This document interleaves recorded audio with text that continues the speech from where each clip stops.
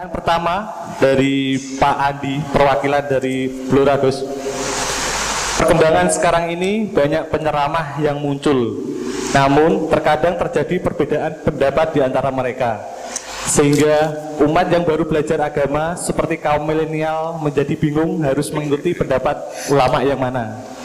Bagaimana menyikapi hal tersebut, Gus?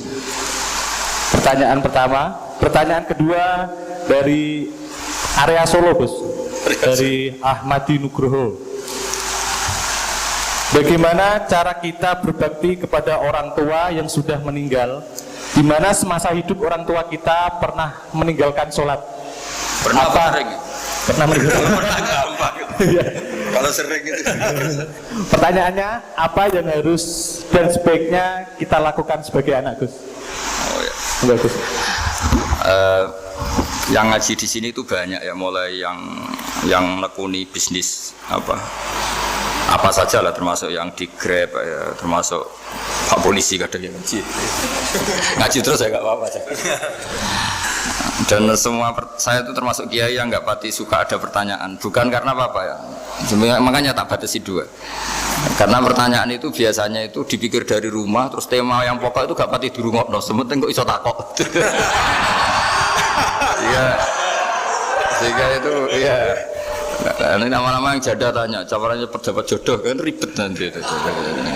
Makanya ya, tapi ya senang saya ada pertanyaan ya senang. Cuma kenapa saya tidak membuka terbuka, karena tema kita kan kiai ya, kiai itu kayak dokter, tahu misalnya saya tadi tema itu supaya orang itu tauhidnya kokoh karena zaman akhir itu yang paling mengkhawatirkan itu apa? Tauhid gitu. Tapi kalau tanya ini diberi hak, itu orang kan sudah punya pikiran sendiri mau ditanyakan, padahal itu subjektivitas dia. Sehingga tanya ya sudah sekadar, tapi ya nggak apa-apa, tetap saya senang, cuma nggak boleh banyak-banyak. Dua itu sudah kebanyakan. Yang kedua tak jawab dulu. Ketika kita punya orang tua yang punya hutang, jadi yang dibahas Nabi itu hutang dulu.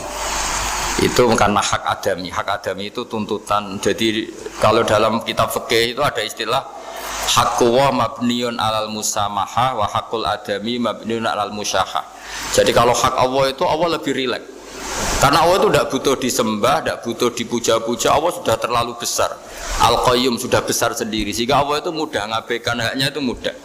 Tapi kalau hak adami, bawaan manusia itu kalau hartanya dibawa orang itu ingat terus, sehingga harus diselesaikan. Maka Nabi kalau mau mensolatkan danyanya, tanya punya utang enggak. Tapi kalau orang itu misalnya enggak sholat atau apa, itu Nabi masih ringan. Yang ditanyakan imannya. Bukan berarti kita nyepelekan sholat, enggak. Tapi memang agama ini yang diprioritaskan itu hak adami. Sholat itu super penting, bukan penting lagi super penting. Makanya pertanyaan tadi tak teruskan dulu. Anak cucunya itu prioritas itu mikir utang dulu. Karena ini yang hak adami gitu. Ya. Nah setelah utang itu selesai, baru dipikirkan menurut sebagian ulama, anak ini boleh mengkodoi sholat yang ditinggalkan orang tuanya. Atau dikafaroi, misalnya per sholat nilainya sekian terus dibayarkan ke fakir miskin. Nah, tapi pertanyaan seperti ini sepertinya mengganggu itu begini, takutnya jadi masif. Jadi masif itu gini, berhubung ada solusinya. Ini yang tanya orang mana tadi itu? Solo, ini orang Solo ini harus dikasih tahu. Berhubung ada solusinya, jangan-jangan kita yang kaya. Misalnya Pak Yusuf atau Bu Sulis kaya, kalau nak punya tabungan, nak saya tidak usah sholat ya, nanti gampang. Karena per sholat kan nilainya hanya sekian gitu. Umur saya kan paling tinggal berapa, itu cukup lah apa? Iya cukup untuk mengganti, itu kan ribet. Makanya solusi itu ya kadang tidak baik gitu. Karena nanti dipakai saya naik dewi gitu. Makanya dulu itu terkenal ada guyonan, seorang kiai ditanya, ini guyonan nyata, Pak Kiai, katanya Kiai itu orang suci, tapi kadang-kadang kok maksiat juga. Si Kiai ini jawabnya ngawur sekali. Justru yang boleh maksiat tuh Kiai, kamu nggak boleh. Terus kenapa Pak Kiai? Dia tahu caranya tobat, kamu nggak tahu. Jadi yang melanggar hukum itu kan yang pakar hukum, tahu itu, tahu ilmunya. Cara melanggar tapi nggak bisa dipidanakan. Punya penghapusnya, Gus? Ya punya penghapusnya, itu kan ribet.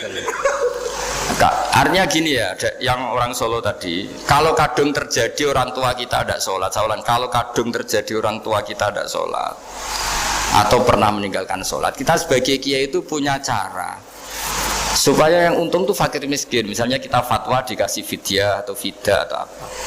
Tapi ini bukan cara yang jadi solusi, karena takutnya nanti jadi gerakan masif tadi. Gerakan tidak usah sholat diganti, ya itu kan ceribet jadi. Tapi kalau sampai ingin berbuat baik sama orang tua yang nggak pernah sholat, saran saya satu, hak adamnya selesaikan dulu, karena memang dalam syariat Islam nomor satu itu hak. Masyhur itu kan ketika ada jenazah, Nabi itu nggak tanya orang itu sholat nggak, dan tanya kan punya utang nggak gitu. Sehingga kalau di kampung-kampung di mana-mana kalau ngelepas jenazah kan, kalau ada hak adami diambil alih keluarga supaya mayit ini ketemu Allah tanpa ada hak adami kan gitu, semuanya kan ya kan yang diselesaikan kan adami dulu, utang piutang itu tadi. Ya gitu ya, jadi tidak semua solusi itu baik karena takutnya tadi itu apa? Jadi gerakan tadi. Makanya kita jadi kiai sering bingung gitu karena mau gak fatwa itu ada yang tanya, mau fatwa takutnya tadi. Misalnya kita kan paling umurnya tinggal berapa, dihitung saja per sholat, terus bilang ke anaknya, nak saya tidak usah sholat, nanti ini aja bayarkan, kan jadi ribet.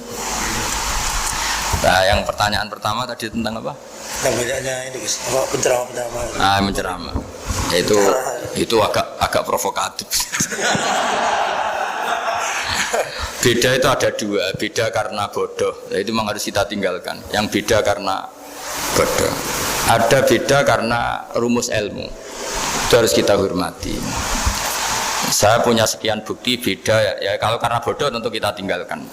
Tapi kalau karena rumus ilmu yang beda, misalnya gini, saya kiai yang lama di kota, saya akan lama kerja di Jogja. Mungkin perasaannya orang kota itu kalau ketemu tetangga, misalnya saya kiai, udahlah kalau ketemu tetangga itu gak usah tanya. Ya kalau ketemu biasa aja, tidak usah tanya, tidak usah ramah, biasa aja. Itu mungkin bagus nasihat itu di kota, karena kalau di kota itu ketemu tonggo takok badi tempundi mau kemana itu ganggu privasi. Sehingga bagian dari kebaikan baik sama tetangga ya jangan tanya, karena itu ganggu apa?